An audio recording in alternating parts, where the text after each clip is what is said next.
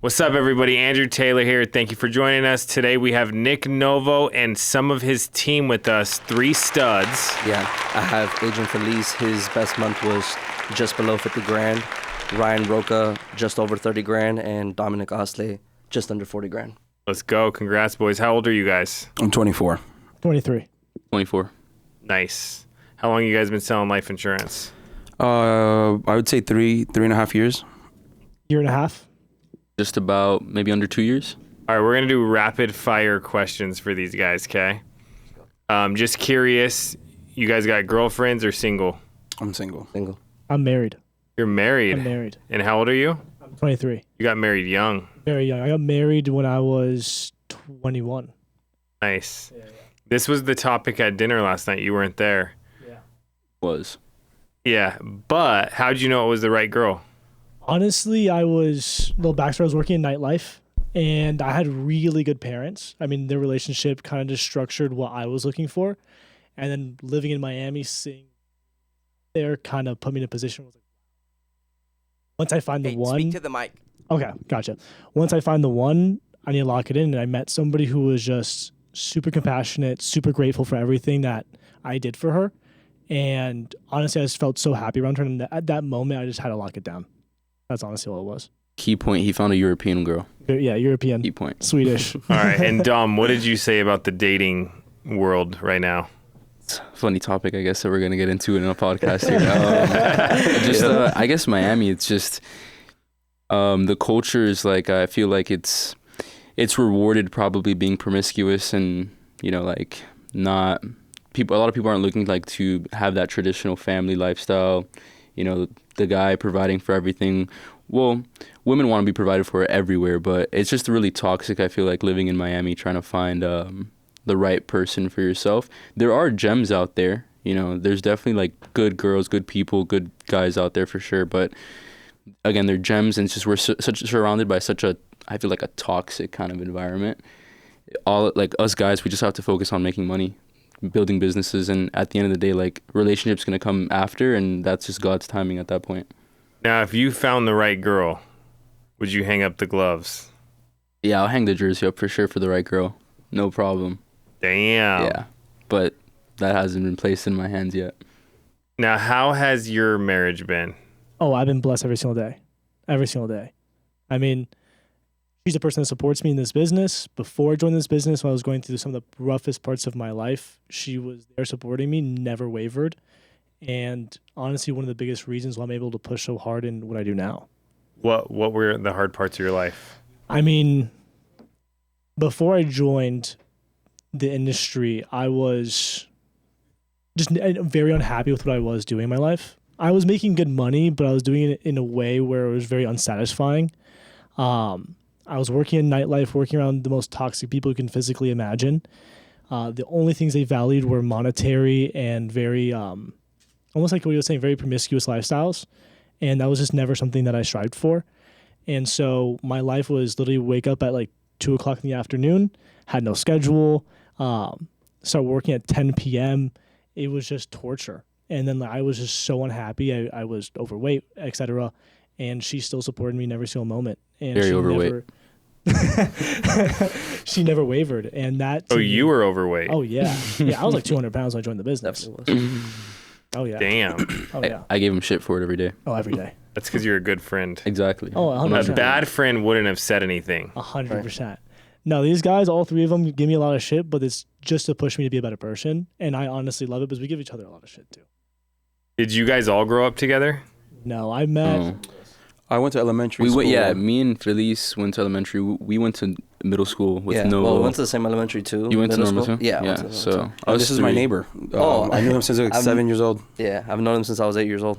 Meeting Ryan is actually a funny story. Me and Ryan met.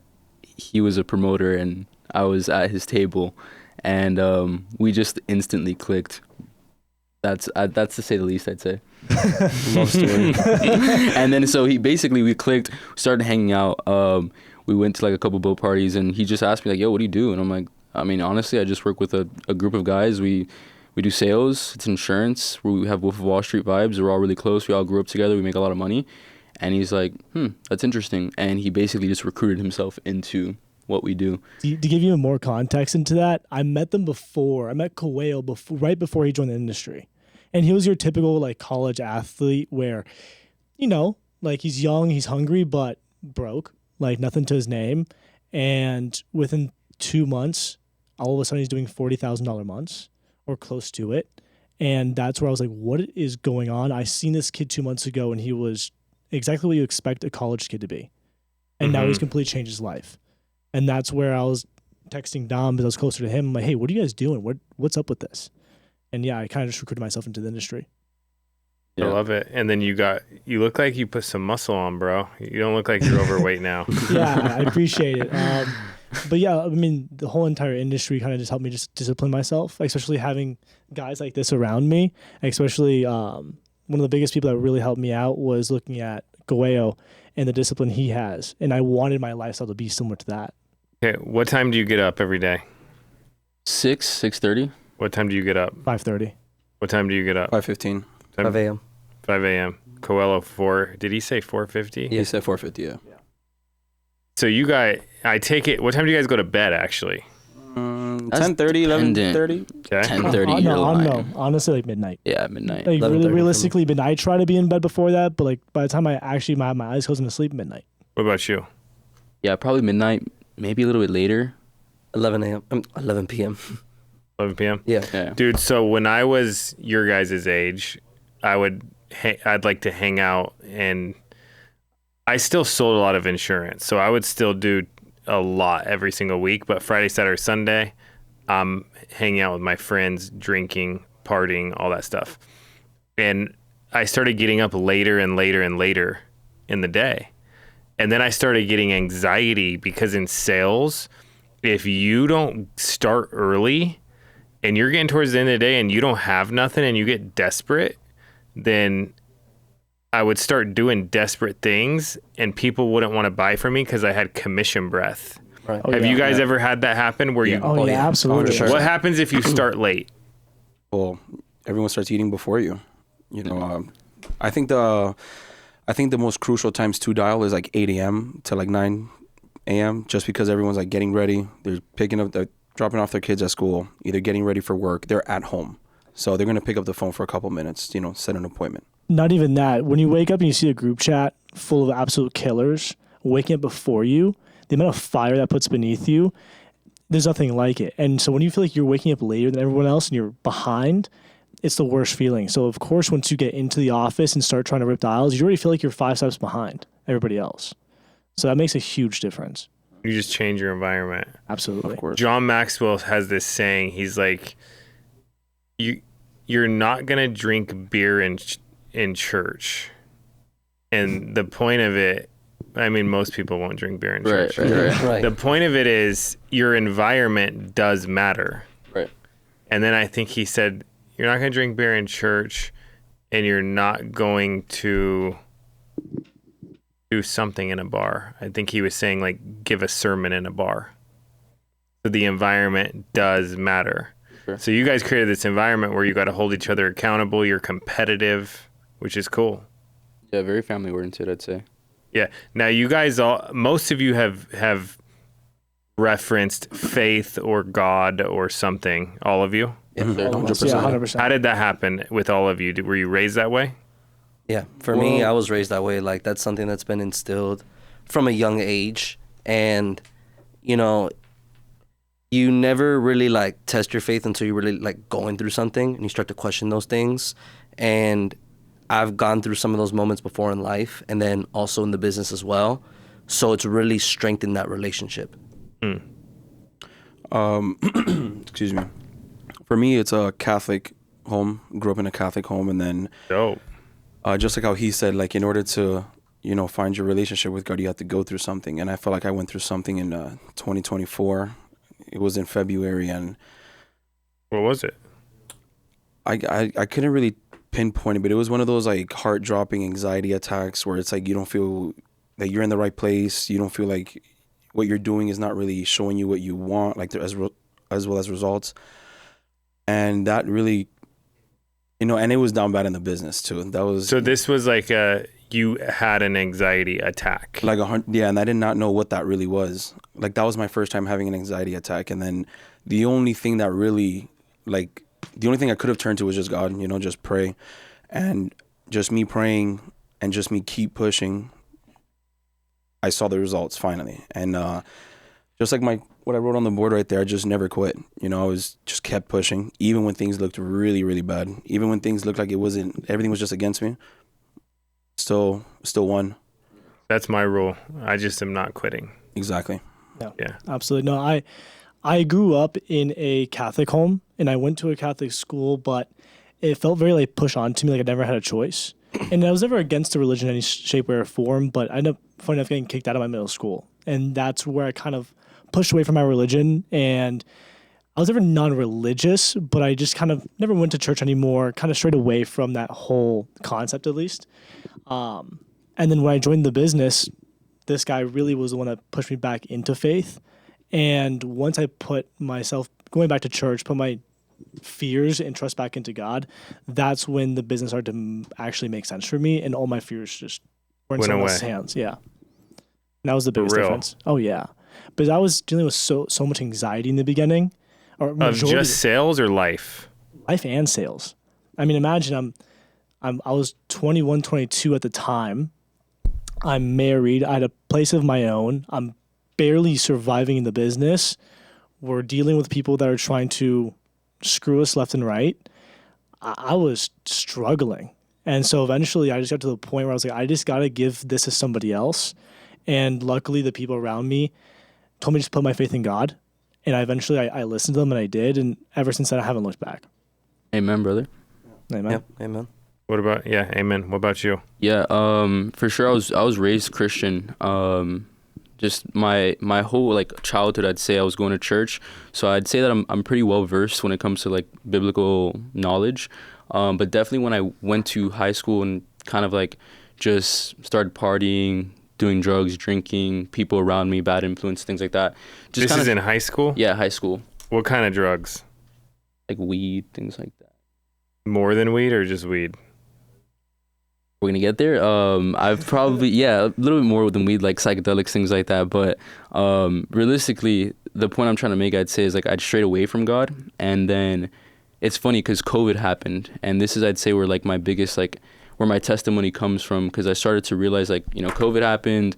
There's like so many things going on in the world politically, and I met a friend, rest in peace. He actually passed away like 3 years ago, and he kind of showed me about how the world really works, just like deep diving into conspiracies and like really showing me like hardcore evidence on how things are really ran. And it really put a perspective onto me where it's like the world can be so evil, and there's so many evil people out there that are powerful, that, you know, control a lot of things.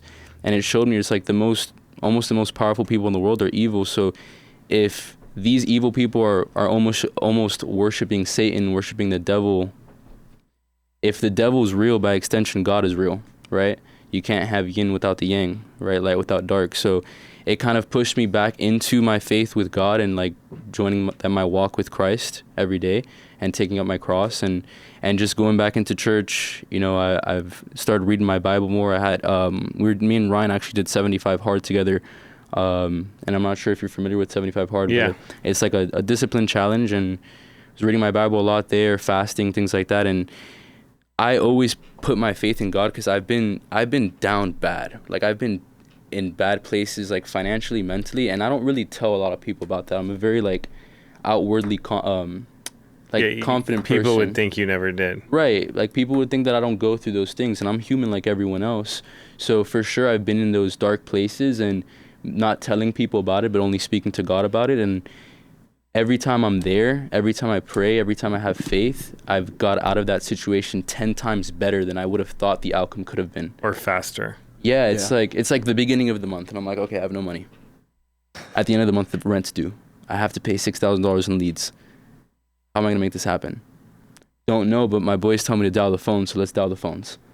And at that point, it's just like God will pay me back 10 times more than I expected at the end. every time I'm going through something that's somewhat difficult or I'm just unsure about, I think back at those times where I felt that way and how God has repaid me by having faith and placing my worry onto him. And again, like, faith is so important, and he just gets you out of it every single time. Like, he's never let me down. He's never not gotten me out of those situations where I've felt pressured, where my family doesn't know what I'm going through, my friends don't know what I'm going through, where it's just me and him, and I've always got out of it every single time. And I'm just blessed to be a child of God, to be honest.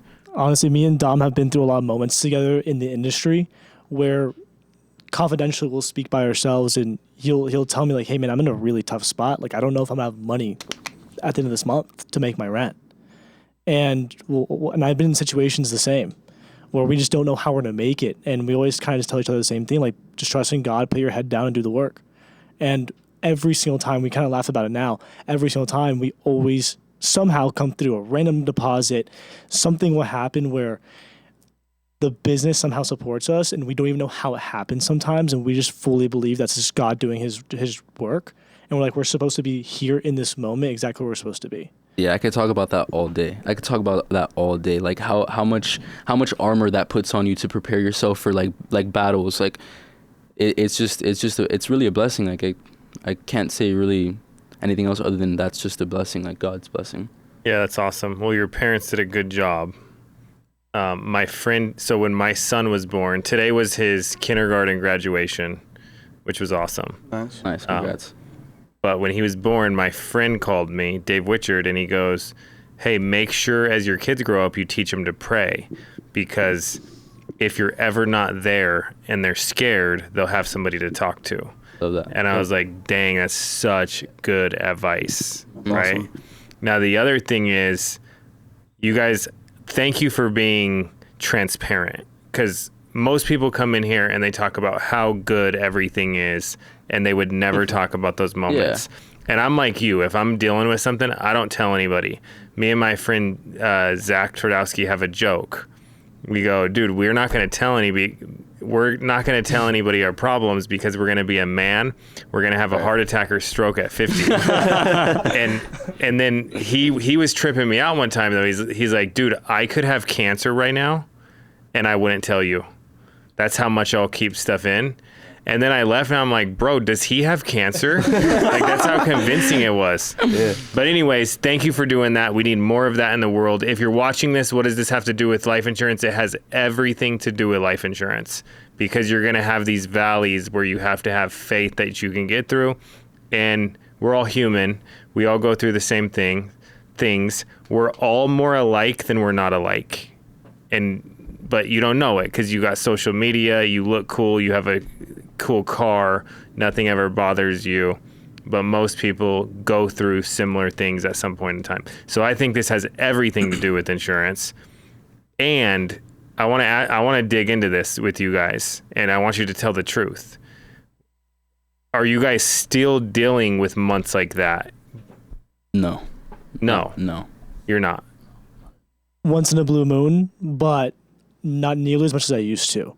I'm in a situation now where I'm so fortunate, but it's gotten a lot easier. In the months that it does happen, it doesn't stress me out anymore. Okay, now be straight up. Do you guys save any money, or do you spend all your money? I've recently got into saving. Okay.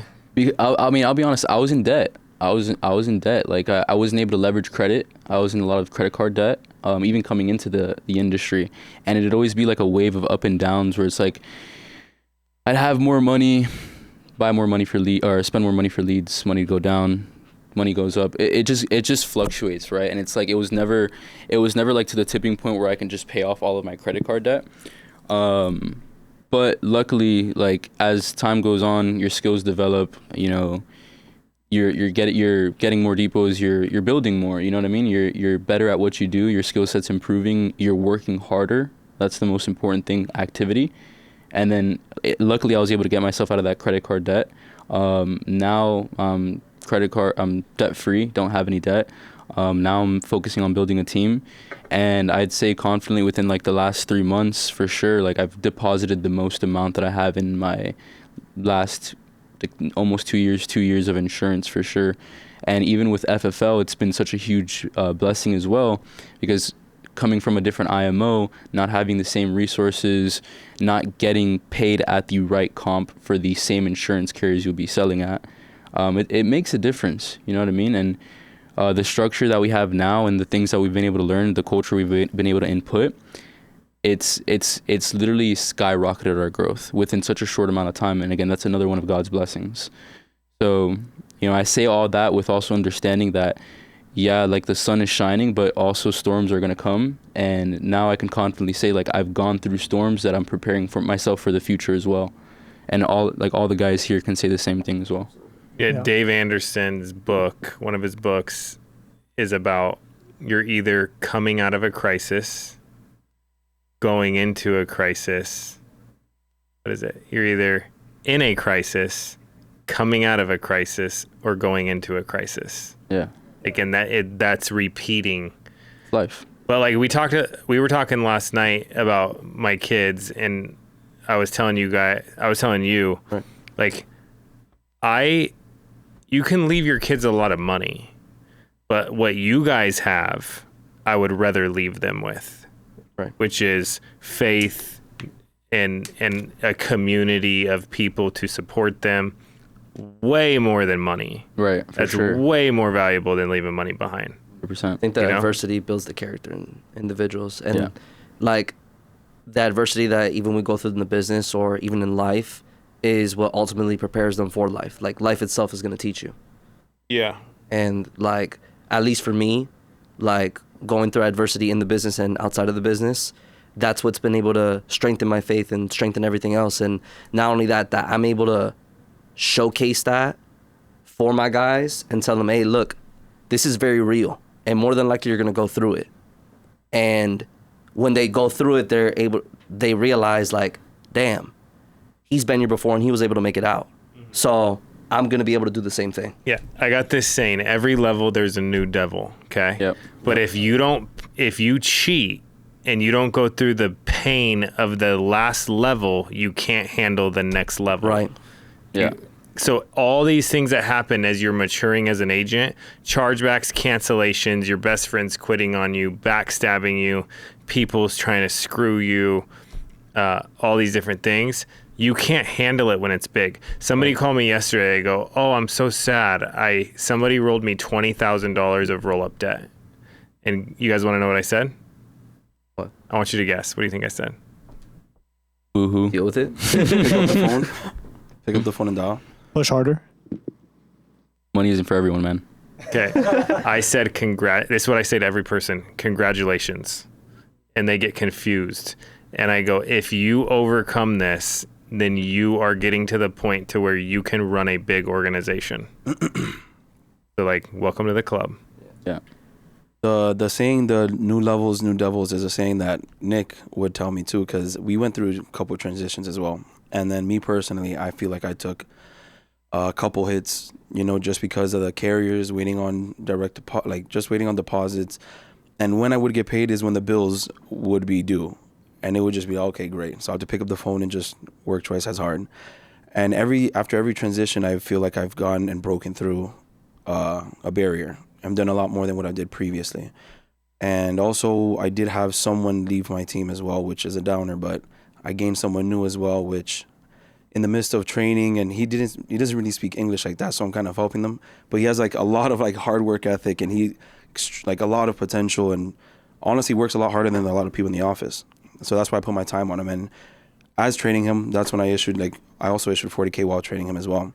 So showing him that it's real in the midst of training and showing him that it's doable, like even in the position that we are at, that's huge. And like opening his eyes in my position is something that I can call a blessing as well, just because we're able to teach other people. Well, the other thing is when people leave you, sometimes it's good. Yeah. I told him we had the last few years, we've like 30x or more. The numbers are absolutely insane. What happened before that happened? Some of the people that were negative left, and then the company was healthy again, and it could explode. So sometimes it's a blessing that people are leaving when you're working with them, and you just have to think about it that way.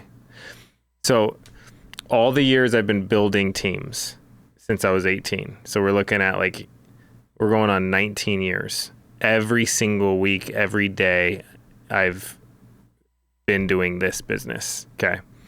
So what would happen is a lot of times I'd have a team I'm working with and the top guy would quit. But what would happen is the volume would go up on that team. And I'm always trying to figure out, why are we doing more now that that guy quit? And what was happening is they were suppressing the team, going, don't do this, don't talk to that person. I'm the best person in the world. Only talk to me. Don't go learn anything else because I'm the greatest. And then once they got out of that and they're like, oh, we can participate in the whole community, they grow. And they're not in somebody's shadow. That's my theory. I don't actually know why. That's cutting the cancer. It's literally what that is. You're cutting the cancer out of weight. your team. And one of the biggest things that I'm now having new downlines, and they're starting to become really, really well versed and successful on their own. And one of the biggest things I try to instill into them is, hey, I love when you guys come to me and ask me for help, but don't be scared to also go to the other leaders. Because when I first joined, I leveraged every single person in here, not just one. Like, every single person here taught me something, and I think you guys need that value as well. So that's huge. Going to your other uplines, going to your other leaders, getting their input. Maybe you don't apply it, but it's just good to know another opinion. Because maybe that will apply to you and your situation specifically. Yeah, and that's how our agencies also ran. It's like, it doesn't matter who's downline or who's direct is this. It doesn't matter if you're, making an override on this person. Like, we're all on the journey together. We're like all trying to grow together. And like, I'm going to help, Adrian's downline or Novo's downline, even if I'm not making an override on it. Because at the end of the day, we're in the same race. We're on the same team. So we want to go to the same places. And that's how we do it together. And we're big on that in our agency. And I think that adds on just like to the principles of like before, because, it's biblical. When you help other people, it ends up paying you back after. Yeah. And I think that's why it works so well for us, because I genuinely believe that everybody in our agency is good people and that we all want to see each other win, and it pays back to us eventually after. It's so well that we can actually feel and sense the cancer right when it's like. How do you get rid of it? Sometimes it get rid of itself. You can't catch up to the culture. We have a lot of people who don't wake up at 5, and then get to the office at 10, and those are the same people asking a bunch of questions, like wondering why they're not, seeing results. Not even asking questions, complaining, things like that. But yeah, dude, this guy's texting me complaining about inbounds, and I'm not even responding. But I think it's just the culture that you make in your group. We're very quick to cut off anybody that's negative. The second somebody says something negative, immediately, like, why even bring that energy into the office? Because that rubs onto everybody else. We've had individuals that were like that. We tolerated them for a really long time. And luckily, they end up weeding themselves out of the business. And the culture grew. It actually became better afterwards. And so once we realized that, anytime anybody's negative, whether they're a top producer or somebody brand new, we take them aside, have a private conversation with them. It's like, either you have a better outlook of the business, or like you can't work in the office, because we will not compromise the culture we have. Thanks. And that's a very good point too, because it's like, I can confidently say that if any one of our team members were to say anything negative or they're complaining about something, it's like, you know what, go talk to Dom about the business. And the same thing, they go ahead and they complain to you, and you're going to give them the same response. The same thing if I could send them over to Ryan or Feliz or anything like that, they're going to have the same response, and they're just like, well, damn, I got to adapt. Yeah. And that's the thing with this business, you have to be able to adapt. If you're not willing to adapt, then you're just going to end up weeding yourself out. I think our group is so rooted, and we're so tough, because we've been through 3 transitions within 2 years. Talk about that though. 4. You guys were all at FFL. You all left. Then you left again. Yeah. Now you're back. So it's Why? like I talk about my struggles and things like that, and it's like partially my fault, partially the things that are happening around me. It's like I'm getting transferred to different IMOs because my upline at the time wants to do a certain thing, wants to leave the IMO. And yeah, like if you're transitioning through IMOs, if you don't know about that process, like you're basically going weeks, if not months, without contracts through insurance carriers. So there goes your business, there goes your ability to be able to write things. And it's like our guys, especially like the main leaders, the people who have been there the longest, they know what it's been like, because we've gone through so many hard things, and it's like there's nothing that can stop us, because we've gone through so many hard things, and it's just perspective, right? It's like nothing can stop us through it. We've been successful everywhere that we go, and we've stayed and we've kept our vision everywhere that we've gone. And it's like, if we've gone through so much adversity, now we're finally at a place that we can call home, FFL. There's no reason why we don't run it up. And we've seen that success literally just the first 30 days being here. We had our best week this week. Yeah, 150 grand. $150,000 in 1 week. Like, that's our best week with 24, 25 riders. And going through a transition. And the previous month we did like 311. We still don't have all of our contracts, by the way. Like, I think we have like majority of our team only has like 2 contracts. We have 2-3 carriers max. Having the best week. Yeah. Yeah, but that's the thing I like about you guys. You don't ever complain. Yeah. Never. Yeah. I've never heard you complain. But Any of you. It's all about perspective, especially like if another leader's going through something. For example, if I'm going through something, I'll talk to Novo and he'll be like, "Dude, really? Like the things I've been through. Let me tell you about a real struggle." Yeah. And then same thing with new people, and especially the new guys, because they don't understand, first of all, what we've been through, and second of all, what real hardship looks like. So if someone's complaining, like go talk to Dominic, go talk to Ryan, go talk to somebody else. Yeah, but there's levels to hardship, dude. You could wake up tomorrow and your whole world can change medically. Right. And it's like, who the hell knows? And when you take that perspective, all this stuff don't matter. Yeah. Yeah. But I want to go back to this. I believe more people are in the situation you guys were, where they're just getting by. They're in the beginning stages. They're just trying to pay their bills. You too, I'm sure. And they're trying to figure this thing out. What advice do you have to them? Because I've thought a 9 to 5 would be better many times. So like, I'm selling life insurance. I get 2 chargebacks from last week. Every appointment cancels for today. And I'm like, bro, what is going on? I would rather go back to the grocery store in that moment and bag groceries and get off, go to Del Taco, go home, watch Netflix with my girlfriend, chill out. That sounds better to me than this. Okay. Did you guys ever experience that? Have you guys ever experienced that? I'm going to be honest, no. Yeah, I would say no as well. No. Never. No. The vision's too big. Why? The vision's too big. Have you? Well, no, I've never been through that. And I think that the reason why I feel like we haven't been through that is because, like, especially when I'm vetting people and I'm talking to them, I talk a lot about where I'm headed and where I'm trying to be. And having a why, how that's super important. Because having a why is what keeps you through the adversity. If there was no why, then when you go through adversity, you'll be like, well, shit, let me just go ahead and go home, like you said, or whatever. But a lot of people, too, they don't discover their why until they're in the business. But, like, for a lot of us, like, we're very aligned to what we want. So when we are going through those hard things, we got to revert to that and kind of use that as fire in order for us to build off of that so we can make sure that we stay in the business. Yeah, for sure. I think one thing that all of us, especially the leaders, have in common is that we're all extremely delusional in the sense where it's like, we don't have a backup plan. There's nothing else outside of this. We're going to make this happen or we're homeless. We're in too deep. Yeah, there's nothing else. It's this or nothing. Because like, I can never imagine my life. Even when I was 18, I always found a way to make money for myself. Whether that was selling shoes to my friends or whatever, I always hated the idea of a 9 to 5. And I've always told myself I'll never have that experience. And I could never leave this business or ever doubt myself in a sense where like I would even consider that. Because I know, again, God's going to bring me through it. I'm in the right place. I'm with the right people. I just need to put my head down and work harder.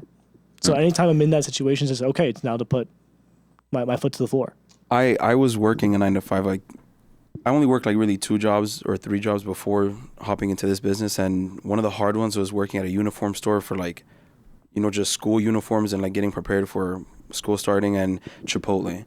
Chipotle was different. I was in the kitchen washing them dishes, going to the grill, serving people. And just the people that I would work with, they're like a lot older than me. And I was wondering, like, what's the reason that they're, how are they providing for their entire family in Chipotle. Mm. And I'm trying to make it by. What do you make at Chipotle? Dude, I think like I was making like $1,500 a month, and that's kind of. I thought it was like, you know, at that age, I was like, okay, I can make it by. And then I'm starting to talk to these people, and I'm like, how are you guys making this by? Like, how are you guys making it by? Like, what did you guys do before this? And then I've heard, oh, I had a business, I had a company, and then I found out that they quit or that they stopped. And then they're in the same position that I'm in right now in Chipotle at a different age. So if I knew that, if I find a way to just make something more of myself, like where my work ethic can actually be worth more and valued for, and like actually, you know, I get paid for it, I just need to find it. Because the only difference between me or us and people outside this is just information and skill. So once you actually find that information, you actually build the skill off of it, you're going to make yourself a lot more of it. So that kind of changed my perspective, you know, just speaking to people and knowing their positions. Yeah. Even though I would have those moments, though, I would wake back up the next day and be like, I ain't going back ever. Yeah, Yeah. for sure. And it really spoils you when you know you can make $1,500 in a sale. Yep. And Yeah. you're talking about making $1,500 in a month Yeah, man. at Chipotle. And dude, by the way, I have a problem with Chipotle. And I want to say this because I want to know if anyone else has I experienced don't this. work there anymore. I know. But they got this pickup line where you can order your food and go pick it up. Okay. And it's supposed to be like a drive-through. Bro, it takes like 30 minutes to get your food in that pickup line every time I've done it. And I'm like, what is the point of pre-ordering it, going through this drive-through and waiting 30 minutes? And then I looked it up. I'm like, is this normal? Dude, it's all over the internet. Like all these people going, dude, Yeah. Yeah. I could have went and had a steak dinner Right. waiting in this line. I don't know. I don't. But you But go to, that's where you go to Pollo Tropical. That's a Florida thing, though. That's a Miami thing. Pollo Tropical is Yeah, it's a Miami thing? I don't even know what Oh, you that guys is. don't have Pollo Tropical is what you guys would probably call it? Chicken, rice, and beans, man. It sounds bomb though. It is We got bomb. El Pollo Loco. All right. I heard Do it's you good. have that? Yeah, I've had it before. It's good. I You don't have don't. that. You guys have not had El Pollo Loco? I've had it, but they do not have that in Miami, I think. Nah, they don't got that in Florida. Crazy. Okay, let's talk about this because this is a good subject. If you worked like you worked at Chipotle, how they made you grind, right? If you did the same thing for yourself when you're new, you will most likely get results and will not have these problems if you really truly focus, grind on income producing activities only. Do you guys agree with that? Yeah. Oh yeah. How easy is it to get distracted in your schedule being self-employed? Oh, it's very, Very easy. easy. Very The Like easiest thing what? you can do. Like what? Like, for example, when I'm working at home, when I have to work at home, it's just I have a dog, and he's a big dog. So if he What wants is he? He's a German Shepherd, like mixed with a Labrador. So he's an 80-pound dog. So if he wants something, his nose is just going to push my hand. And it's not like I can lock him in the room because then he's just going to start barking. So I just remember one time this guy, I was just running an appointment, a Zoom appointment, and he threw his toy or pushed my toy and it moved the computer or whatever. And his whole face was on the camera. But I kind of used it as like a report building, like, hey man, I have this little crazy dog here, because they also had a dog. But that's just very distracting. You know, I cannot have my dog just always in the back of my head when I'm supposed to be focused on a thing, or like it's just too much. So I like the environment at the office for sure. Lock in, I'm with the boys, we're all just together, and just keep grinding. Yeah, no, for sure. I would just say it's so easy for our generation to be distracted because we've just been grown up with like social media and like Instagram reels, and it's like No one's gonna tell you to get off your phone too when you're self-employed. yeah, So exactly. very It's hard. like you're your own boss. How much have you scrolled wasting time? Oh, dude. A quarter of my life. Yeah. My middle name used to be Doom Scroller. it was pretty bad. Dude, doom scrolling is so bad, man. For sure. I delete the app a lot, so like I can't even get on it. My kid, when I get home, takes my phone and he puts it in the phone jail. I don't even know where it goes. Like he goes in the yard, hides it somewhere, and the phone's in the phone jail. So, and my wife, so we can't have our phones, so we can actually hang out with them. And they did that. And then the funny thing is I took their iPads away because kids are like addicted to iPads, dude. And I'm like, I just don't want them to have one. Do they watch it while they eat? Dude, well, they started to like be like, yo, you better back off and get away from my iPad to me. And I'm like, this ain't good. And then my son went pee with the door open, and he had his iPad in his hand, and he's peeing. Oh, it's like that. And I'm like, oh shit, this isn't good. Yeah. And How old is he again? 6. Oh shoot. This was like a year ago. So I just took them away. I went up and ripped them out of both their hands. I have a daughter too. They're crying like the world ended. And I told them that I threw them in the trash, which I just put them in a cupboard and turned them off, but they have not left there. And dude, their behavior got so much better. I was like, that's weird. And then I realized I'm on my phone on social media when I'm with them. I'm doing the same thing to them that they were doing to me. Yeah. Now, the other thing, though, is I think there's a lot of unhealthy things. Like, one, it shows you shit that you don't want to see, because if you pay attention to it, it'll try to freak you out on stuff, or like some conspiracies or some shit and dude, it tracks your eyes. It knows like what little square you look at. Right. It'll start showing you more of that. And I'm like, this is crazy. So I try to limit it. And I think that helps me be way more effective. Before we had social media on phones, we were on Facebook when I started. When we would be calling, we would have our Facebooks up on our computer. And the guy training me, and I'm thankful for like these specific mentors that I had. He goes, dude, think about putting Facebook in the safe where your guns are. Because if you're scrolling Facebook, you might as well be shooting yourself in the foot, because you're not focused on helping customers and actually listening to the hot buttons that will get you the sale. Right. And then I'm like, oh, that makes sense. And what are the hot buttons? It could be, I have a sick family member, that's why I need insurance. I had a medical scare. If you miss that their grandkids live with them, if you miss that on the phone, you're missing a guarantee sale. Yep. Oh yeah. Yeah. But if you're not there, that's what happens. Yeah, it's active listening. Yeah. And it's hard to do it because we got all these distractions, shit flying at us, all this stuff. So social media, you say, is the biggest culprit of not focusing. Do you agree or no? For sure. Oh yeah. Sure. And the thing is, like for me and Dom, I know we struggled for majority of our time here in the business because we were so distracted by other factors. And a big part of that was the transitions, and we were brand new. We didn't know what we were doing. We were being told by other mentors or people that were trying to push us into doing business that wasn't really going to work for how we operated at the time.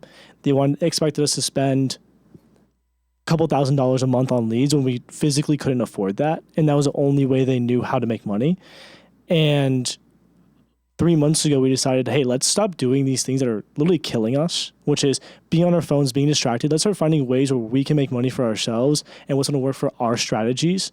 And that's when everything turned around. Things started to become consistent. That's when he was able to start saving money. I was able to start becoming consistent with my income and being able to now pour into my downlines. And that's when everything changed, when we started to cut off the social media, cut off the distractions, find systems that work for us. Yeah, in context, like me and Ryan had joined pretty much at the same time. Like he had joined when I was like 2 months in. So it's like I'm learning, he's learning. We both don't know anything.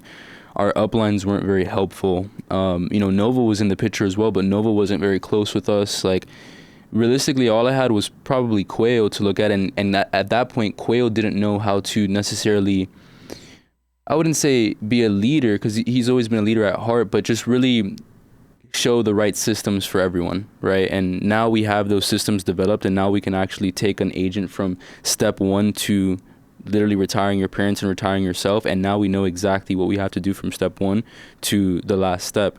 So I wouldn't sacrifice, I wouldn't change anything, and all the hardship that we went through was for a reason for sure, because now we know exactly how to do everything. Yeah. From point A to B.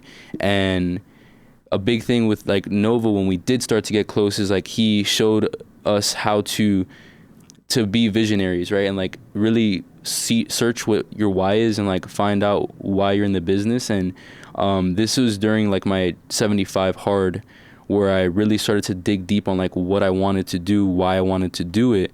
And even reading this book called The Power of the Subconscious Mind by Joseph Murphy, it changed my mind a little bit, where it's like everybody wants financial freedom, everybody wants, you know, spiritual freedom, you know, whatever, emotionally free. You want peace of mind. Yeah, you want to be free in every sense of life, right? But that's too vague. Like, what does that look like? What does financial freedom look like? And Novo would tell me, like, okay, you want a new car, you want a bigger house, you want this and that. How much does it cost? Where do you want it to be? Where do you want to live? How do you want to feel? What do you want your parents to feel like? And I was like, damn, like, you're asking me a lot of deep questions that I don't know the answers to. Because again, all I know is I wanted to be financially free, rich, like everyone else. But then when you break it down, where it's like, okay, I want to make $100,000 a month, so I can give my parents $20,000. I can put $40,000 into the business, $30,000 into expenses, keep $20,000 for investments. Like, breaking every single piece down. What apartment do I want to live in? How many rooms do I want to have? What car exactly do I want to have in color? Like, when you start to break things down like that is when you really start to get another gear. You start to really like push things. And that's really, I feel like, that was the biggest click for me. And just like having that vision painted specifically. Why don't you guys buy, like, instead of renting apartments, why don't you guys buy houses? That's something I want. Lack of financial education. But like, dude, you could go make the down payment in a month. Right.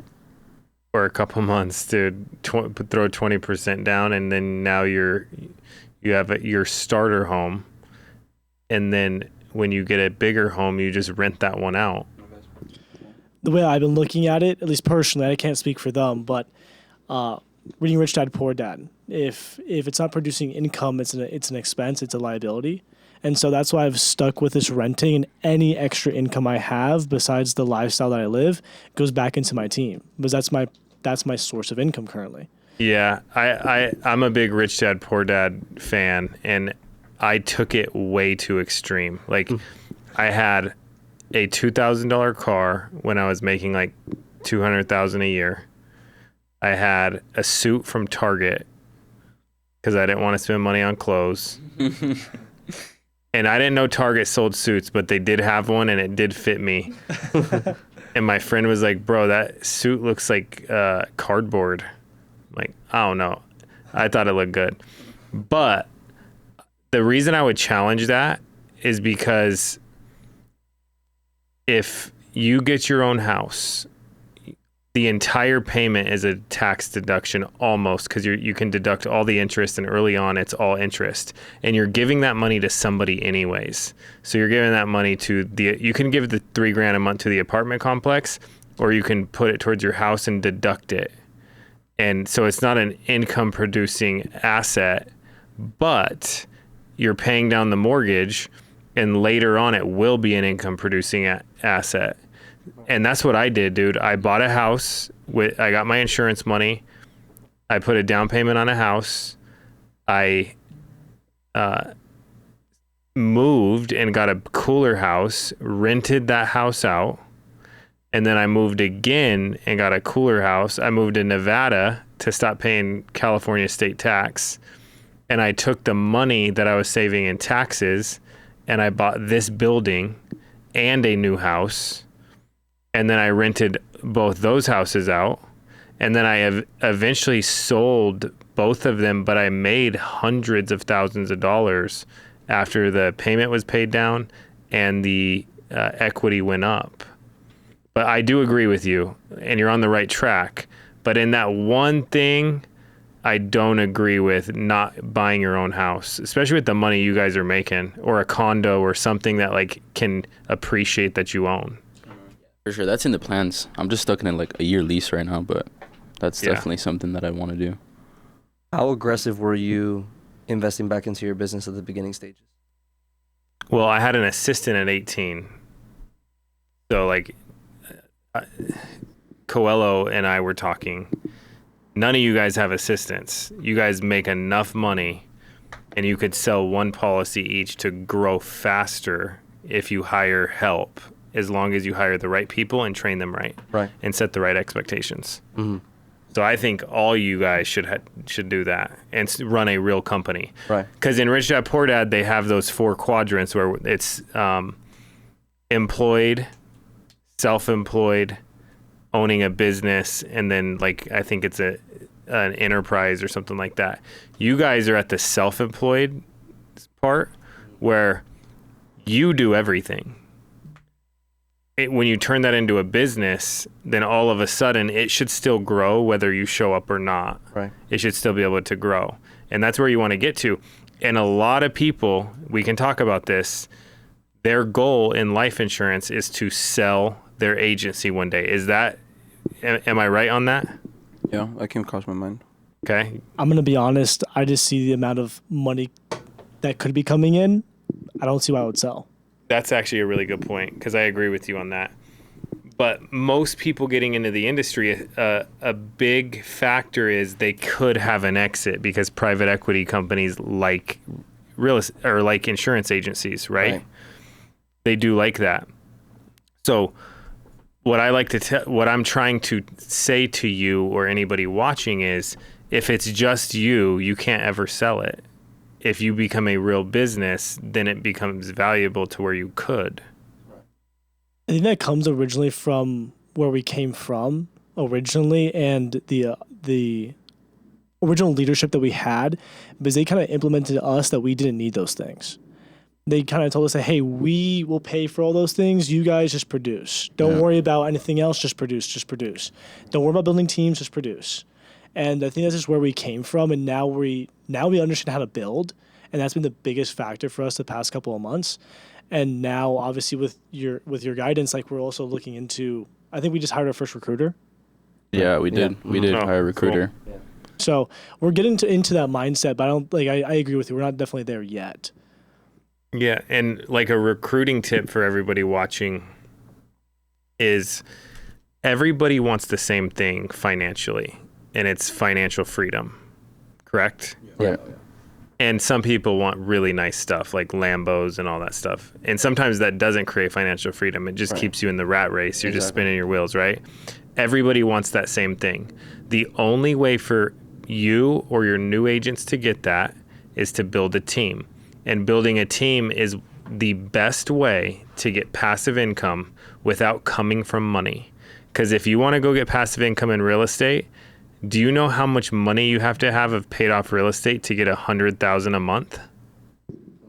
Over $10 million. Over Make $100,000 a month. Probably $15 million, because you're looking at 5 to 7% cap rate on all your stuff. Right. So you need do any of you guys have $15 million? No. How many people do you know that have $15 million to do that? Very few. Okay. very few. What do you have to do in life insurance to get $100,000 a month? Let's do the math. If you make an average of a 10-point spread, okay, and that's low. That is low. Right. Because you guys are making on new agents 30, 40% spreads or whatever, 20, because you guys have moved up the ladder, right? Right. Well, if you have 100 people selling life insurance, and this is the greatest sales job in the country, there's nothing better than this. If you compare it to real estate, there's more houses there's like more agents than there are houses for sale. Right. In insurance, you get paid in 2 to 3 days. It's better than loans. You can take an $83 a month check from a customer and get paid $1,000. If you sell a car, you got to sell a $40,000 car to get your little commission that you get off of that. It beats every single sales job. If you find 100 people, and we know that the country is in a place where people are looking for a way to make more money. If you find 100 people and they sell $10,000 a month, we're looking at $1 million of issue paid premium. If you have a 20-point override, you're looking at $200,000 a month. Then you have cancellations, chargebacks, roll-up debt, all these things. Let's say you only keep 50% of that. You're still making $100K a month. That's not nearly as hard as having $15 million of paid off real estate if you don't come from money. Yeah. It's the best opportunity in America. And I want to do this real quick. Let's ask ChatGPT. Even though ChatGPT is wrong a lot. Mm-hmm. It's funny you say this because I've done that multiple times. What you're about to do. Hold on. Let's see here. Chat, how many real estate agents are there in Nevada? Roughly. In Nevada, the number of active real estate agents, specifically those with realtor membership, is estimated between about 18,600 and 20,000. Different sources give slightly varying numbers, but that's the general range for 2026. The total number of licensed real estate agents might be a bit higher, since not all of them are necessarily part of the realtor group. How much higher do you think the real number is? Because 20,000 is low, I think. It could be a bit higher, for sure. Not all agents join realtor associations. So if 20,000 is the association count, the total might be several thousand more. Still, it's unlikely to be dramatically higher, so maybe mid-20,000s tops. Okay. How many houses are for sale in Nevada?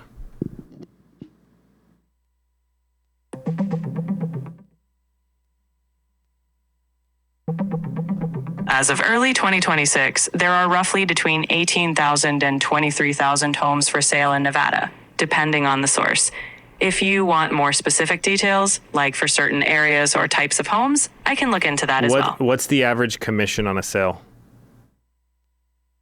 Typically, the total commission in real estate hovers around 5 to 6% of the sale price, and that's usually split What's between the average sales price?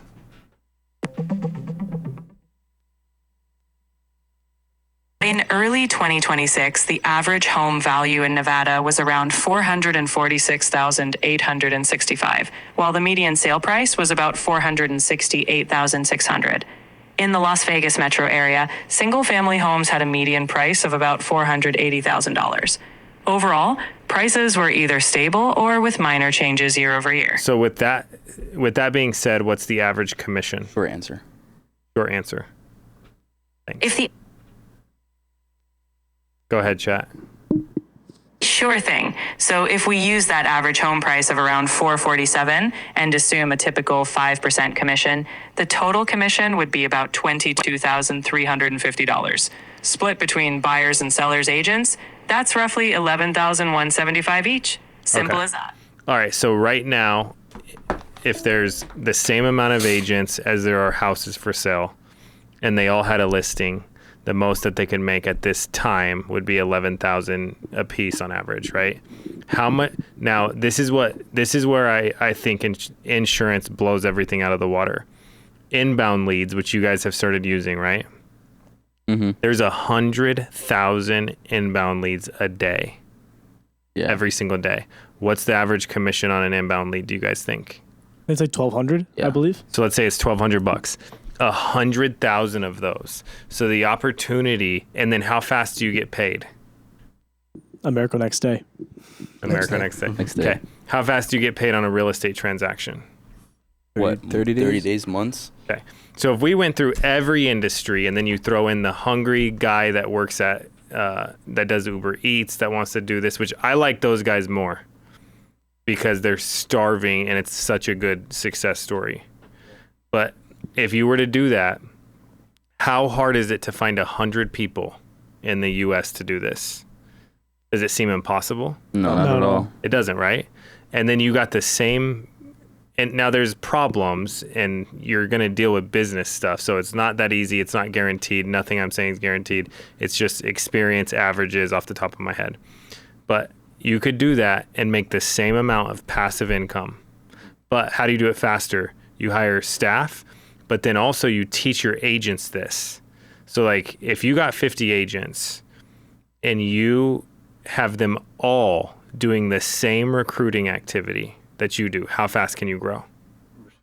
Really fast. Oh, Yeah. But insanely with that, fast. we'll have $1 million team. Yeah, so me, Nina, Hayden, who you guys know, legends in the industry, Grady Paulson, Trey Honeycutt, like we were you guys sitting here, okay? And check out what we did. We were like, okay, how do we teach people to invest? And we got over 100 people to spend $2,000 a month on Facebook ads for recruiting. Then we hired a marketer and we had them run all the ads for recruiting.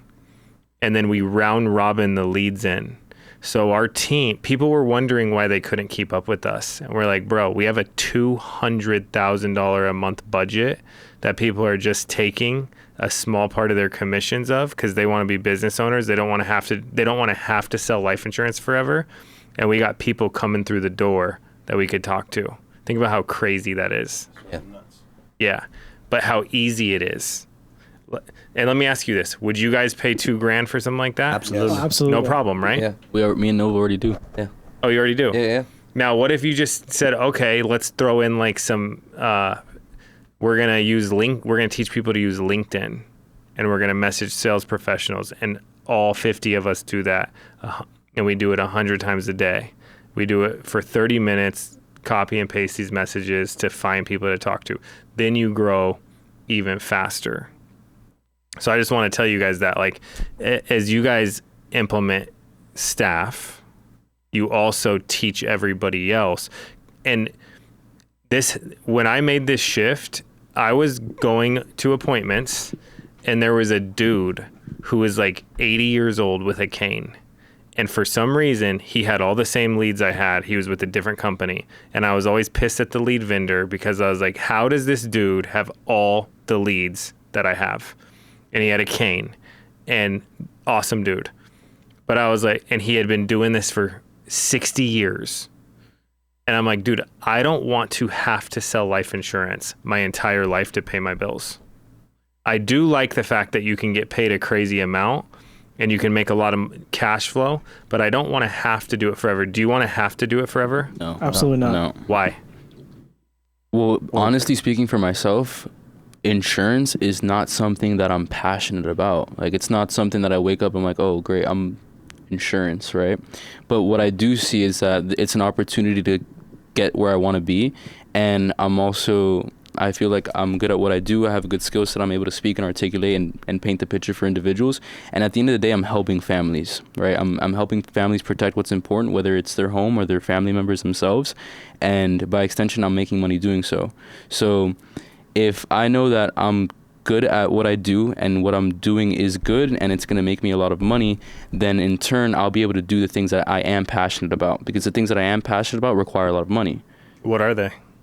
Honestly, cars. I want to be able to drive really fast cars in Swiss mountains and, vacation with my friends and, travel the world and be able to travel the world with my family, things like that as well. And it's like everything's going to require money. So in order to do the things that you want to do, you have to do the things that you have to do, right? And right now for me, building a team, building an agency to $1 million a month is like that first step for me. And now that's what I'm passionate about, because I know it's going to get me to my end goal. So it's like insurance isn't it, but I know that it's the vehicle that's going to get me there. Yeah. What about you? I mean, I just look at it for the ROI. Because you can sit and spend an hour with a family and make anywhere from $1,000 to, let's just say, like $3,000 off a family, which is fantastic. But when you look at the ROI on building a team and how much more money you'll make off that, you just can't compare it. Because if not, you'd be working your entire life for a very, very, very good, for lack of better words, income, but you're almost working like a high-paid salary job versus when you're actually building a team, you can start to take yourself out of the business. You can start to put your time into things that you're actually more passionate about, whether that's spending time with family, whether that's cars, whether that's traveling, whatever it may be. But now you have the time to allocate to something different. Mm-hmm. And that for me is what it is. But it's like, I don't get me wrong. The satisfaction of producing is amazing. It's the biggest ego stroke you can ever have. Mm-hmm. But at the same time, I have so much more satisfaction seeing my team do well. And seeing the income come in through my guys. Because now I know, okay, I can now use this to go travel with my wife. I can go use this to go see my family. And I can only imagine what that's going to be when I have $1 million, $2 million, $10 million team, so on and so forth. That's awesome. Can you repeat the question again? I was saying, what's your why outside of insurance? Well, I would say it's my family, because we never really we never really grew up with so much money. You know, we weren't poor or nothing, but just definitely being able to like get my mom a house, you know, get my dad the cars, get myself those type of things as well, and as well enjoy with my friends as well. Because me and Nick have been talking about this since we were kids, like making this type of money, but we didn't know how. And now it's gotten to a point where we are having like $1 million conversations because my team's going to be up there to $1 million as well.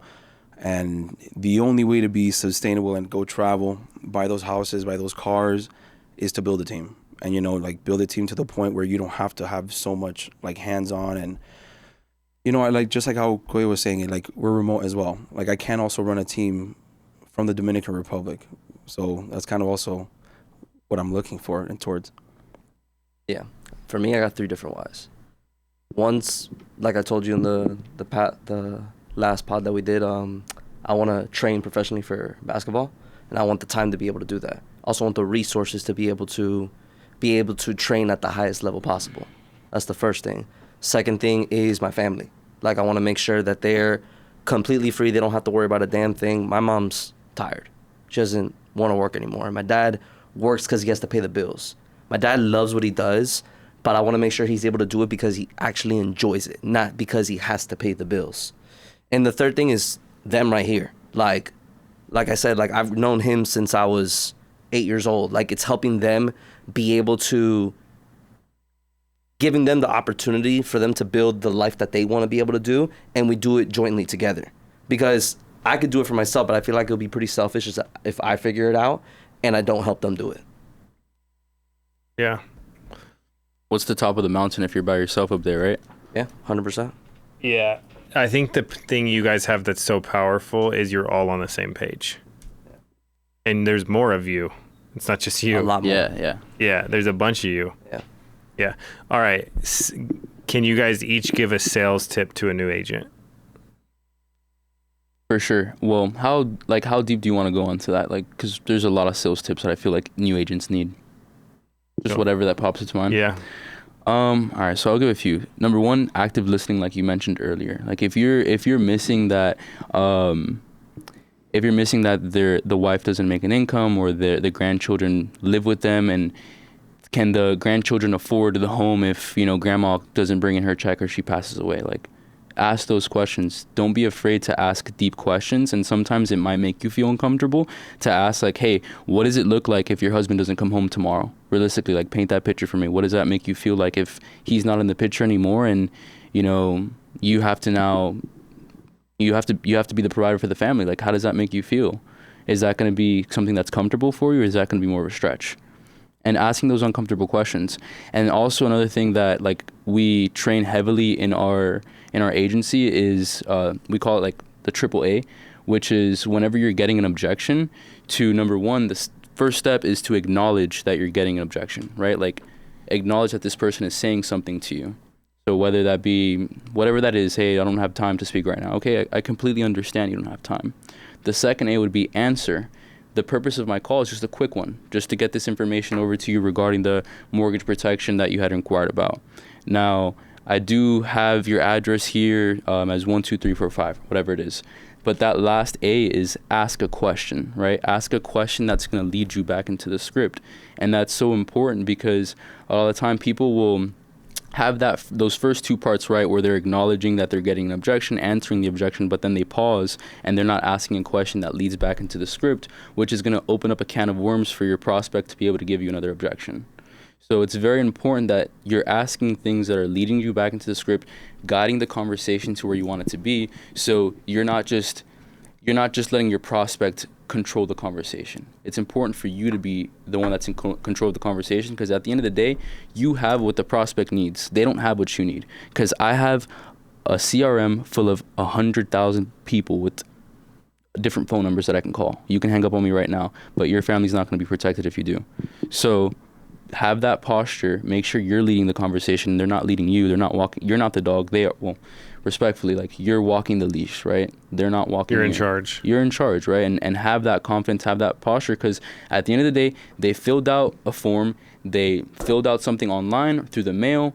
They called in, an inbound, whatever it is, they need you. You don't need them. And have that mindset with every call that you go on. So yeah, that's probably advice that I'd say. Just rambling. Mine is definitely leverage every single leader you have above you, in the sense of everyone has a specific talent. Here, Novo is kind of our visionary. He really pushes the envelope when it comes to building teams in the bigger vision. Gueo is more, I look at him for the discipline and for certain sales and mentality issues that I have. He helped me with my basic sales training. When I was first learning, I didn't know anything about sales. I've never been in sales before. He taught me all the basics. Everything he just talked about, he taught me. And then lastly, we have like White Boy or Adrian Sardinas. Why is he called White Boy? I think it's self-explanatory. with each other. So we had like 4 Adrians. Oh yeah. And we kind of just like But he speaks Spanish. Hold on, hold on. He was like the whitest. What's your name? My name is Big Man. Yeah, so we call Big him Man? Big Man. Yeah, because I was just the tallest Adrian, and then there's another Adrian that we call him Brown Boy. So there's a lot of Adrians. We just happen Yeah. to call Adrian Sardinas White Boy. So excuse me on that. But Adrian Sardinas really was, it was a joke between me and him, but he was like basically my sales manager. Anytime I had a problem, anytime where I was struggling with the sale and I was dealing with something where they got denied here, or how do I call this client back and ask for hey, let them know that the coverage went down, and not make it seem like I'm breaking bad news. A lot of that I learned from my leaders, but every single leader taught me something different. And I think people need to understand they need to leverage every single one of their uplines because they don't do that enough. Yeah, it's huge. What about you? So my sales advice would just be kind of like piggybacking off his. It's just be coachable, like be extremely coachable. Just be a sponge to whoever you want results from. Like for example, if you're not getting any results currently, go ahead and find someone who has the results you want and go just do whatever they're doing. Copy exactly what they're doing, whether it's their schedule, their routine, how they're dialing, what they're saying. Because again, like how he said, every leader has their own different type of sauce. So if you're just going to become a sponge and just keep asking questions, hey, what do you say here? What do you say this? And then you actually grab it and use it with the intention of making it your own, you're going to see a lot of your own results, and that I can just honestly say me just not seeing results and then me looking up to like Novo or like Gueo or Sardinas, just copying the routine, just copying the same thing, just emotionally control, just being in control emotionally as well. Because some people, especially me as well, I used to determine my success off my bank account. Like if I didn't have that much money, I clearly was doing bad when that's never really the case. So me just being coachable, me being a sponge and just following their ways helped me a lot. So that would be my advice. Just be a coach and a sponge. Love it. Focus on solving people's problems. Like when you focus on solving an individual's problem, that's where they feel the value, and it feels like you're not trying to like sell them or hurt them or anything like that. So try to figure out what it is that they're missing, put the pieces together, and everything will fall into place. When you put the client first and you focus on solving whatever their fear or their concern is, and you say, hey, look, well, this product right here is going to go ahead and help protect your mortgage, or it's going to cover your burial in the event that you were to pass away, and that's what you raised your hand about, that you were concerned about. Once they have that, they're like, oh, wow, you actually helped me out. And then the commission's going to come by itself. So don't focus on just selling them. Just focus on actually solving their problem. Yeah, and then the funny, if you're watching, listen to what he said. He didn't say, I'm going to help you get this life insurance for $300,000 for $82 a month. He said, we're going to help make sure your house is paid off if something happens to you. So I think it's important that we sell what it does. We're selling what things do, not specifically what it actually is. So if you want to help a grandkid, you go, hey, can I help you with a grandkid policy that's going to make sure that they got some money whether you're here or not, and they have insurance for their kids one day. I'm explaining what it does, what it will do for them, not exactly what it is. All right, another question for all of you. What do you say if an agent is always looking for the next best lead vendor? Because every agent is jumping from lead vendor to lead vendor looking for the magic lead. Some dude in here spent 20 grand last week. He signed up for Infinity Box, Leads for Life, trying to find the best company. What's your advice there? Number one, the grass isn't always greener, and stick with what you have for a good amount of time. Like be experimental about it, but also understand that there's factors. Like if you're just trying out lead sources for 2 or 3 weeks and then just trashing it because you're not getting results, you're doing things wrong and you're wasting money. Be on a lead vendor for like a good amount of time that you're able to say, okay, like this has been my ROI for 3 to 6 months or whatever it is. And then maybe you can look into other things, because of course, like innovation and looking into things that are going to improve your business is always very smart to do. But when you're just jumping ships and then your mind's all over the place and you're jumping into different lead vendors, at that point you're wasting money and you're wasting time. So I would say stick to something that is giving you ROI. Make sure that you're making money, obviously, and also don't fix things that aren't broken. You know what I mean? If you're making ROI, put your guys on. Don't be a gatekeeper, and yeah, I would say just make sure that you're making money. It's okay to try different things. However, try them for a set amount of time and just don't be switching too fast because you think that the grass is greener somewhere else. I wish I had a better answer to that because he just nailed that on the head. But just to piggyback off of that, stick to one lead source that you know other people are winning on, because that's an easy way to know that, okay, this lead source does work. Why isn't it working for me if you aren't seeing the results that you want to see? And then from there, don't be scared to try different things down the road. I'm one of the biggest people where I will refuse to switch lead sources because I'm stuck in my ways. But at the end of the day, there's innovation that comes to the industry, and you have to take advantage of that, just like inbounds. Inbounds have changed our agency. Yeah. So how am I going to be the person to knock on it when we know it works?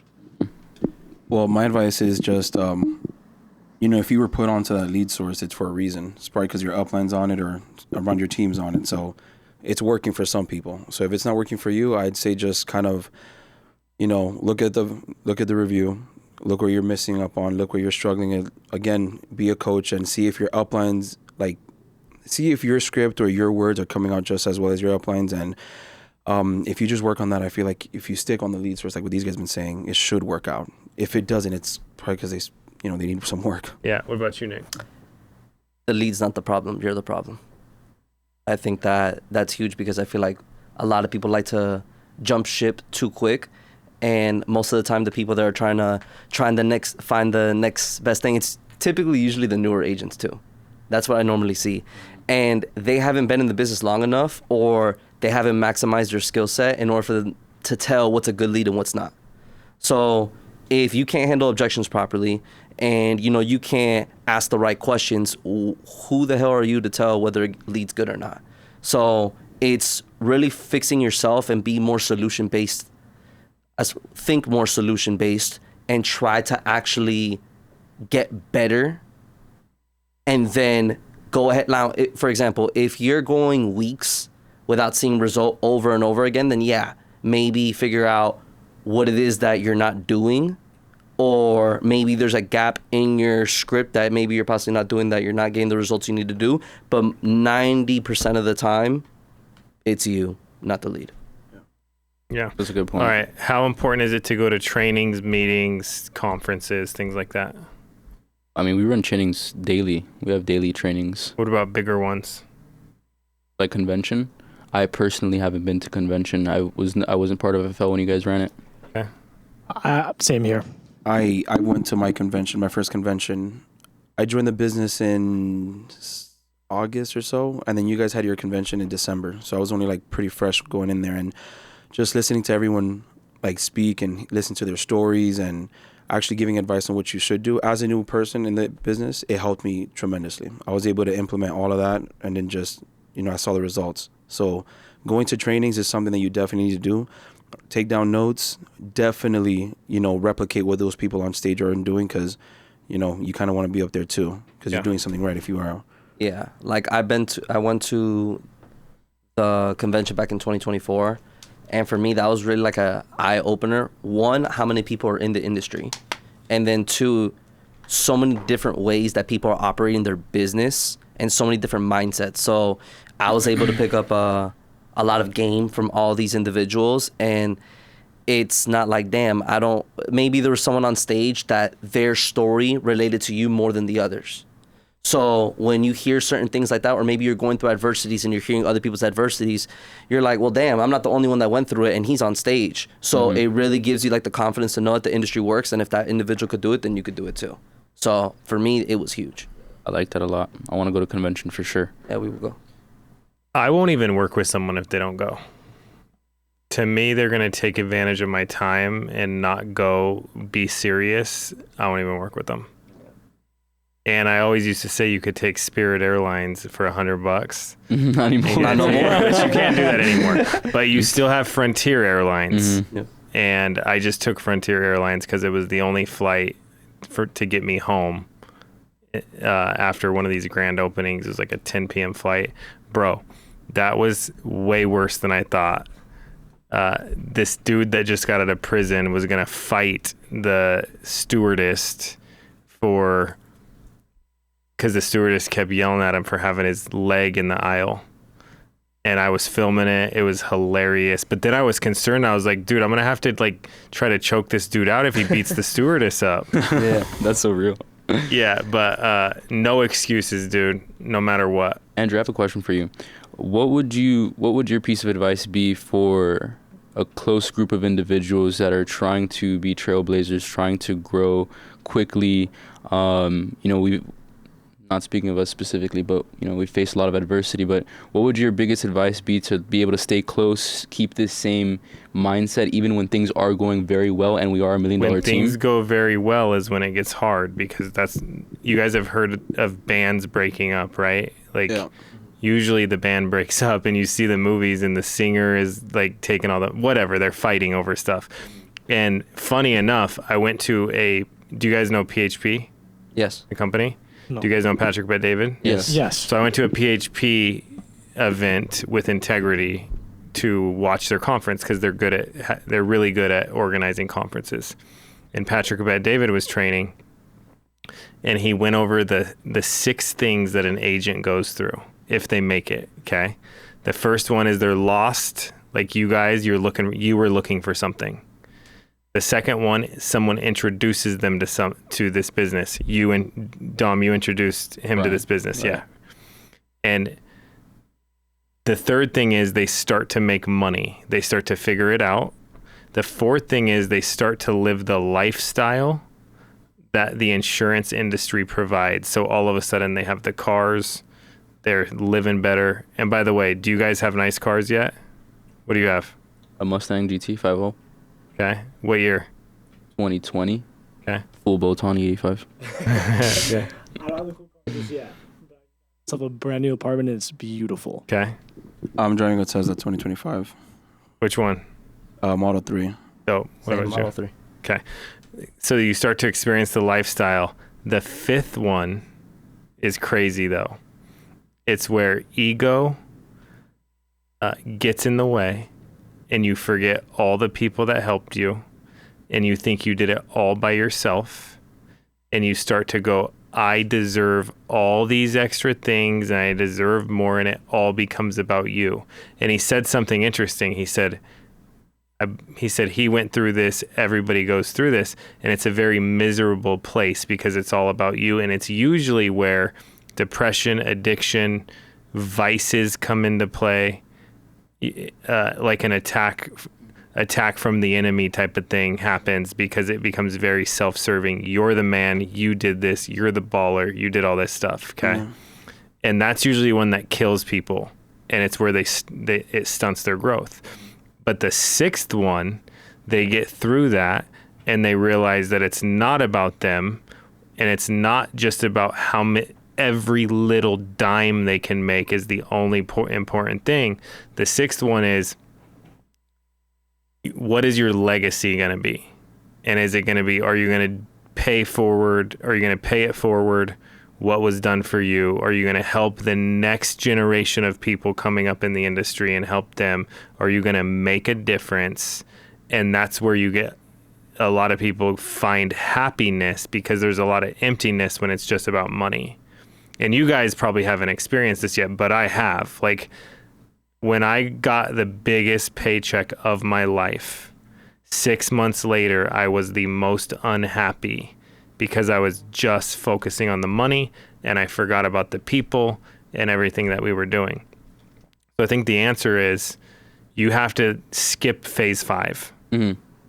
and you have to go straight to phase 6 because you guys are going to make a lot of money and you can't lose it when you do. And we have people right now at FFL, and dude, some good people that left FFL, they got stuck in that 5th part, and that was part of them leaving. And but if you can skip it and you keep everything together, I think you can win big. And one of the things I like the most is most of the leadership team here has been together through everything and still together. The whole leadership team. The whole leadership team. Yeah. And we had our moments of, and it's funny because the moments of us not on the same page, the whole organization, you could tell, suffered. So you guys got to stay on the same page, not keep it about you, and keep having fun. Yeah. I like that. Thank you. Yeah, man. All right, last question for you. Ryan, you're married. There's a lot of people that come in and their significant other does not support it. Like they're whining at them. Did you make a sale today? Is this going to work? Can you just go get a job? Have you guys seen that or no? Why are you smiling? I'm just thinking of things. Okay. Have you ever experienced that? Not to the extent that you're probably thinking of, but of course, there was definitely moments, especially in the beginning, where I was struggling, where she was kind of, hey, like, by the way, if you want to do something else, I'm going to support you as well. And I kind of had to instill in her, like, hey, like, we're not going to do anything else. And I think the second biggest shift that we had to have was her mindset, because where she came from, she's from a small farm in the middle of Sweden. I mean, like 20,000 people from her hometown. Her idea of a perfect life is have a job that pays you just enough where you can travel and have kids. Like just simple, happy lifestyle. And to switch her from like, hey, I'm going to work really, really, really hard right now. And I'm going to work extremely hard in the future, but we're going to have a lifestyle that we can only dream of and provide for our future generations. That was something that we really had to get around. But besides that, she's always supported me. Now, do you guys see people where their significant other isn't supporting it because they're not making money yet? Yes. You do. Because my friend was dating a Latina, or married a Latina chick, okay? And she was on him like crazy, where he was like, bro, I didn't make a sale. I don't even want to tell her. That's the wrong chick. Yeah. That's the wrong chick at that point. It's like, Yeah, but hold on. It is. But they're scared. They got bills and kids. Right. So you can't really blame her that much. Right. I totally agree. And one thing I will say is there's going to be some individuals, like some partners you'll have that will fully buy into the business with you. And there's some power couples in the industry that are like that, where their spouse completely helps them with the business. And I think there's other spouses that will be supportive of the mission, but they won't understand the business fully. And I think that's where I'm at. My girl fully supports what I do and the mission. She understands what I'm sacrificing, what we're sacrificing together. She doesn't want to be involved in any of it. But when I come home, she's like, you have a good day? I'm like, yeah, I had a great day. Even if I had no sales, she doesn't really care or not. She just wants to know if I had a good day or not. And I think that's what makes the biggest difference. Someone that you know every time I come home is going to be supportive whether or not I had a good day or not. So my answer, and I don't know if it's right, but I think if you're in this situation, you have to make money as fast as possible. Because as soon as the check comes in, that ends. As soon as the money comes in, that ends. So if you cannot doom scroll and do all these things, that's your middle name. What was it? It was doom scroll. It was doom scroll. Okay. If you cannot do that and you can just go, you know what? I used to say I'm locking myself in a bunker, but it would be like my car or an office where no one can get to me.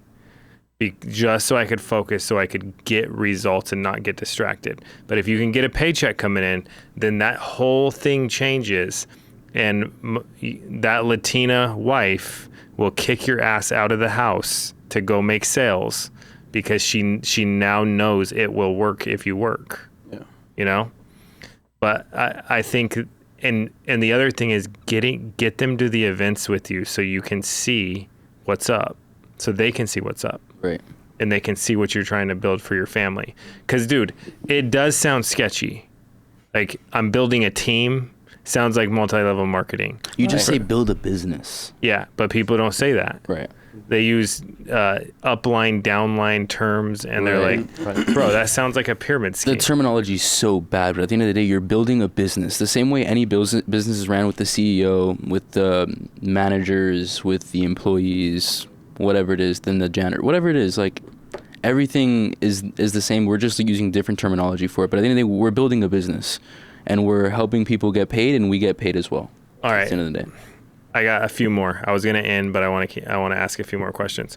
What do you say if someone says that sounds like a scam? I think they're just low IQ. First of all, if you walk into my office, right, and I have, shout out Nick Novo here. He created a whiteboard with the entire industry, literally step by step. Because this is the thing, like we have been speaking about, we've came from different transitions, different agencies, different IMOs. We've gone through so many things where it's like when we first came in, it's just like, just produce. We don't know anything about the industry.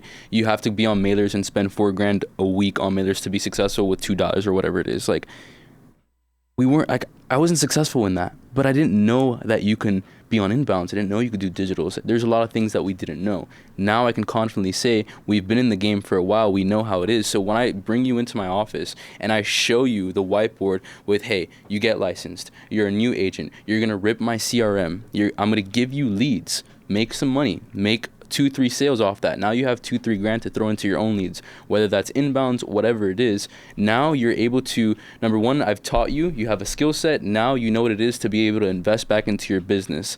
Now let's get you to do $20,000 to $30,000 a month, right? Once you do $20,000 to $30,000 a month, we can consider you like, hey, you know what you're doing, right? Now let's make sure your comp is going up so you're getting paid more by the carriers. So the next step you can get into is now building. Now you can build your business. Forget building a team, build a business, right? Which is recruiting new agents. Now that you have a spread, your compensation has been going up.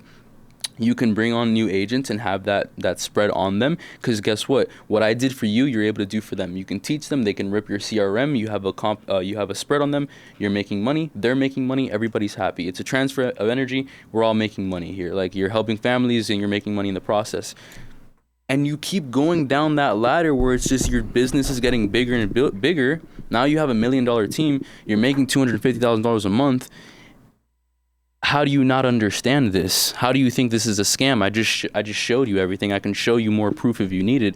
At that point, it's like if you're that skeptical, it's just not for you, and that's completely fine, because anybody can do this, but it's not for everybody. And yeah, I guess that's my answer for someone saying it's a scam. I guess I get just too passionate about it. I'm like, dude, you're low IQ. Like, you just don't understand what I'm trying to explain to you. Well, yeah, very similar to what he said. I wouldn't say low IQ. I would say low frequency, because there's gonna be some people that they could be some of the smartest individuals in the world, but they just hear the word sales and it's like, no, I'm better than that. Or they see the fact that someone above them makes money and they just refuse to think bigger. And I think that those are the type of people that I don't want to attract into my business anyways. So let those low frequency people weed themselves out. Because at the end of the day, if someone's even having that conversation with me, I've already showed them the proof in the pudding. So at that point, if they don't want to believe it, that's up to them. Yeah. They'll see me winning in a couple of years. Well, man, if you cannot read an entire sheet of paper and speak to someone on the phone and get a commission and you still think it's a scam, again, I wouldn't want to work with you.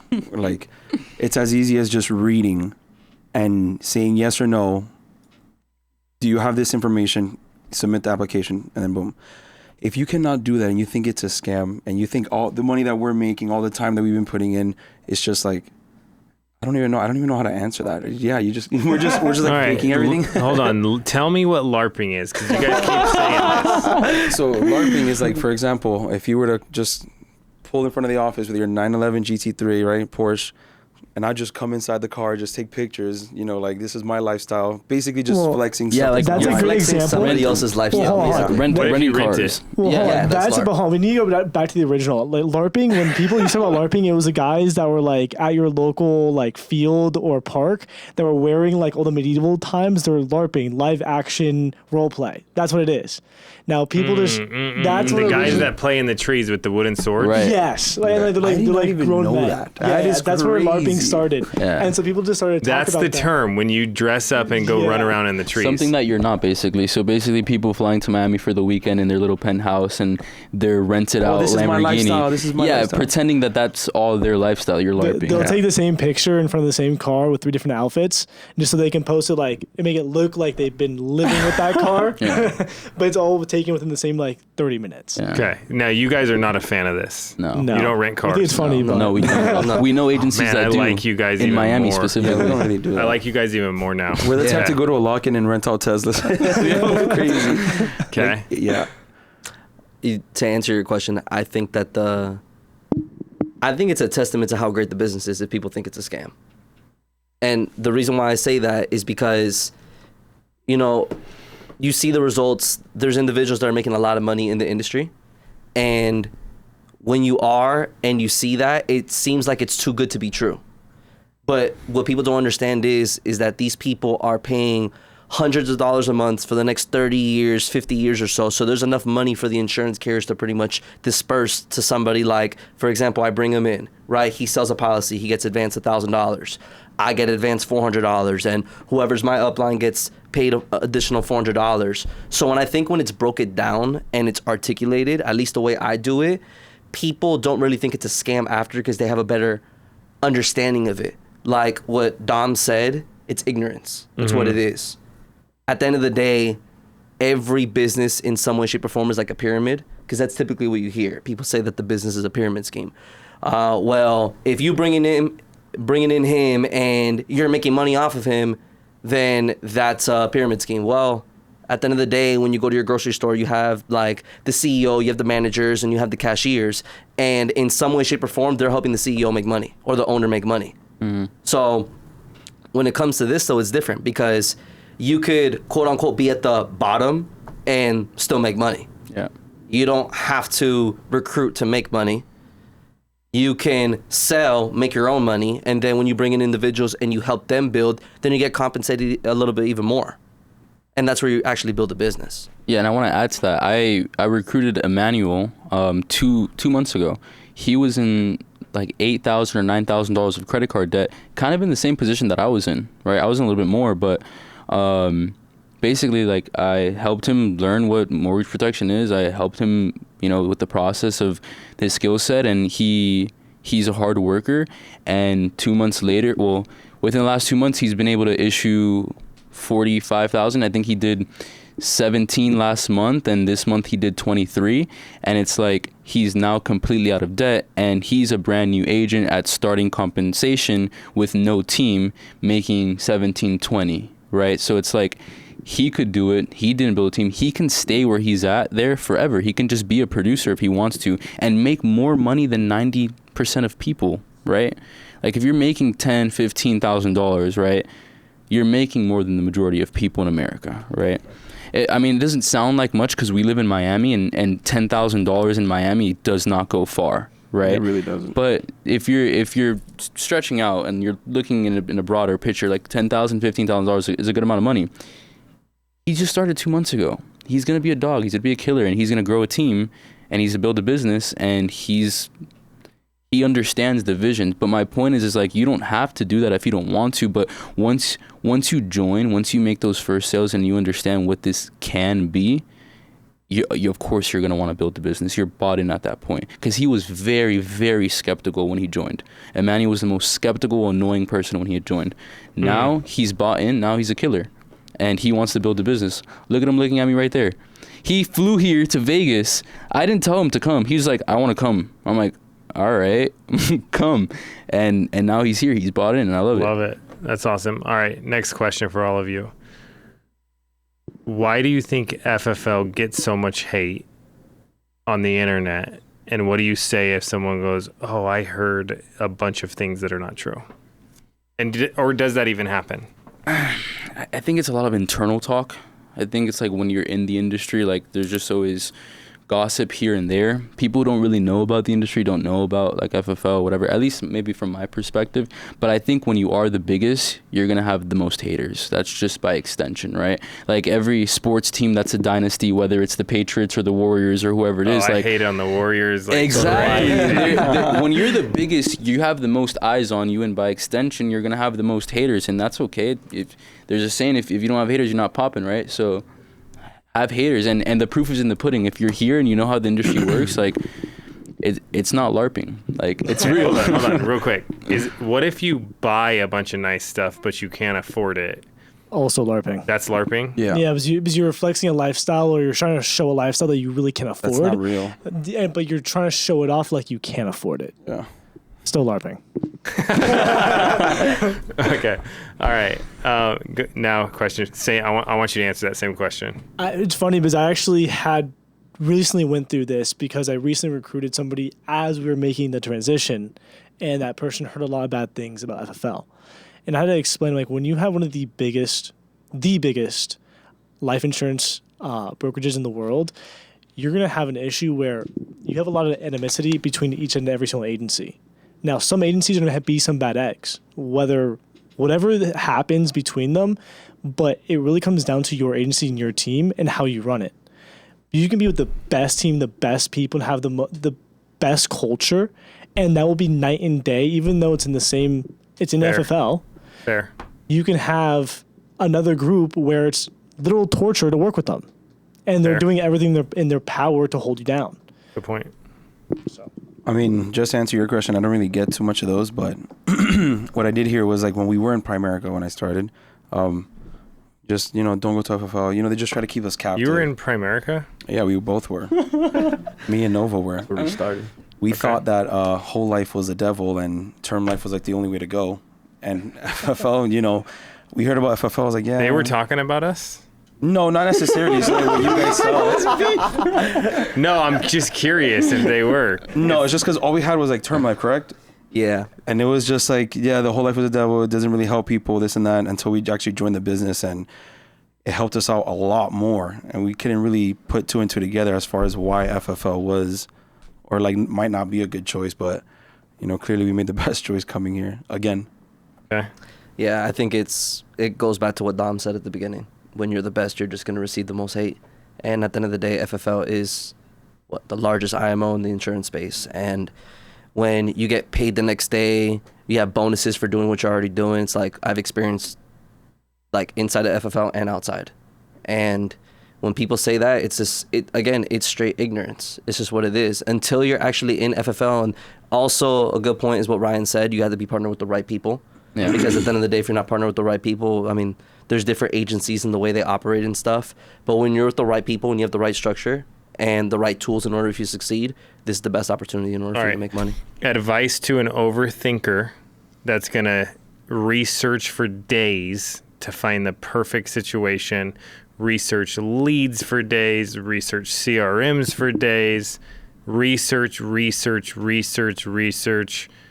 What advice do you have to that person?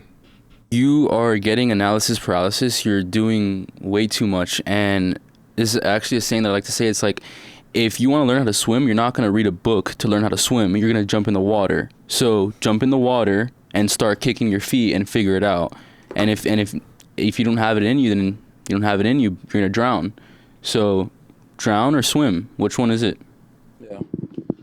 It's funny because I was actually a chronic overthinker, and I still sometimes think I am. I am too, actually. Like, when I joined the business, I was super skeptical. I remember we went to the original person that we're having the meetings with that introduced himself to new agents, and I was trying to find the flaw. I was trying to find the pyramid scheme scam. And like I was trying to find the hole, but everything eventually checked out. And I think one thing is you have to push yourself to at least try. You can't get stuck. You can't get in that analysis paralysis. You can definitely be skeptical. You can definitely overthink And you it. should be. Yeah, You should be. You should be. But at the same time, you can't let that stop you from trying either. So sometimes you gotta overanalyze, try to find the best choice within a reasonable time frame, and then move forward. And if it wasn't, then you go take a step back and you restart. I feel like people who don't try enough to figure things out on their own, and then they start putting extra time into researching and extra time into learning something else. If you can put all that energy from like searching and doing all that stuff to just dialing and actually executing your goal, you're going to realize that there's no need to, research yourself out of the business. Because overthinking is not bad, but it's only to a certain extent. Because if you start overthinking to the point where you're just not really making sense, you're just, at this point, you're going to drown and you're going to outthink yourself out of the business. But again, I'd say just, partner with the right people, try to figure things out, and just have faith, honestly. Because you're just going to get stuck in a loophole, searching everything, and then the people that you were with prior or just before anything, you're going to see them grow just because they stuck with it and they just had faith. And then you're going to be left behind just because you overthought research and just didn't put in the work. There's multiple things that work. There's different CRMs that work. There's different lead sources that work. There's a lot of things that do. At the end of the day, the only way you're going to know for sure if it works or not is by actually doing it and giving it time and actually giving your best effort. That's all it really comes down to. When you guys go ahead and give your effort and your time with the things that you're pretty much researching on, it's okay to do your research, but don't spend so much time doing it. Researching. Just go ahead and do it, implement it, try your actual hardest, and more than likely you'll see the result, and everything else after that doesn't really even matter. And I think a big difference too is like not trying to find the negative in everything. There's a lot of people who try to find the negative in everything instead of trying to find the positive of everything. It's like, oh, what if this lead source doesn't work anymore? They crash, or what if they increase their prices? And it's like, what if you made another sale? Like, what if you kept on making sales? Like, people are always gonna find an excuse, and some people unfortunately are raised that way. And maybe not even consciously, they're just subconsciously like excuse makers. And it's like, you're either going to make it happen or you're going to find a reason on why it didn't happen. Yeah. And that's completely up to you. Yep. All right. We're going to wrap this up. Thank you guys so much for sharing. I'm sure everybody enjoyed this. If you're watching and you have something you want us to discuss, leave it in the comments. We'll bring it up next week.